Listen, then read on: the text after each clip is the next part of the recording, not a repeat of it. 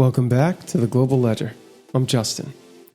Markets are built on a promise that when you want to buy, someone will sell. And when you want to sell, someone will buy.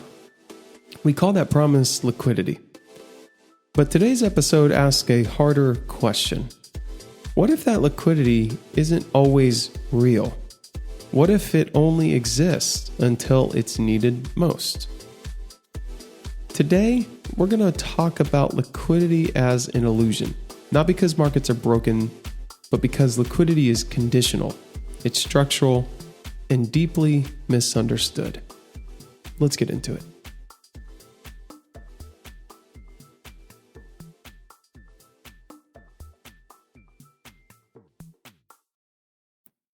Most people think liquidity means tight bid-ask spreads, large trading volumes, fast execution. If the screen looks active, the market must be liquid. But those are symptoms, not causes. Liquidity isn't a property of the asset. It's a property of the system supporting the trade. So where does liquidity actually come from? Okay, liquidity comes from three places. Balance sheets willing to absorb risk, number one, probably the most important. Number two, funding markets that allow positions to be carried. Number three, confidence that prices can be hedged and exited. When all three are present, liquidity feels abundant. When anyone disappears, though, liquidity evaporates. Modern markets, example, feel liquid because dealers quote continuously, algorithms update prices instantly, ETFs trade all day long, and derivatives allow hedging. But most of this liquidity is synthetic. Okay, it's provided by leveraged intermediaries, conditional market makers, arbitrage strategies dependent on funding. Okay, it's real, but only under normal conditions. When the illusion breaks, okay, when liquidity breaks when volatility spikes, funding tightens, margins rise, hedging becomes uncertain. At that moment, bids disappear, spreads explode, and price gaps replace price discovery. Nothing happened except the system withdrew its promise. And this isn't panic, okay? And here's why, and this is important. Liquidity collapses are not emotional events. They are strictly mechanical. Algorithms step back because risk limits are hit.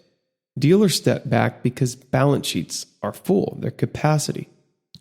Arbitrage stops because funding isn't there. The illusion breaks not because of fear, but because of structure.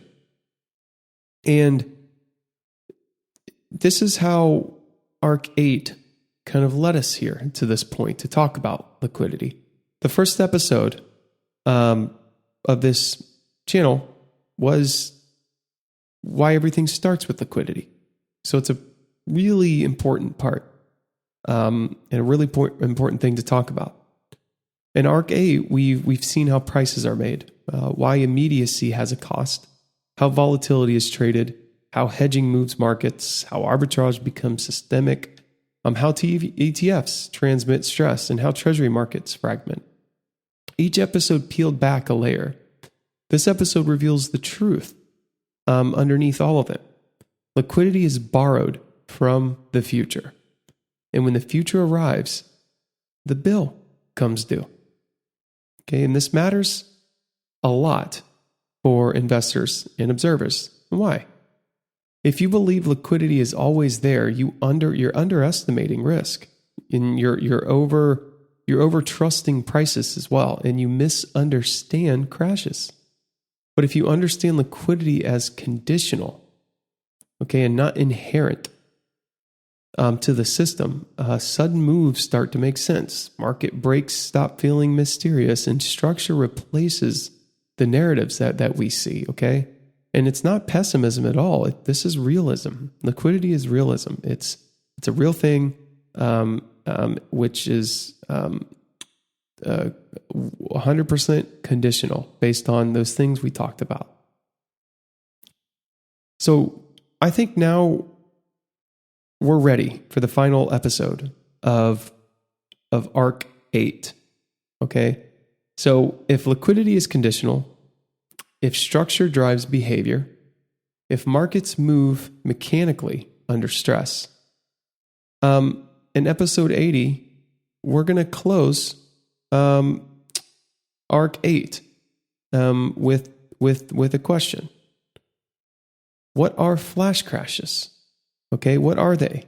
If liquidity is conditional, structure drives behavior. Okay, and flash crashes are structure. Okay, they really are. They're plumbing, and it's not panic, because the fastest market breaks aren't emotional collapses; they're structural failures revealed in a matter of seconds.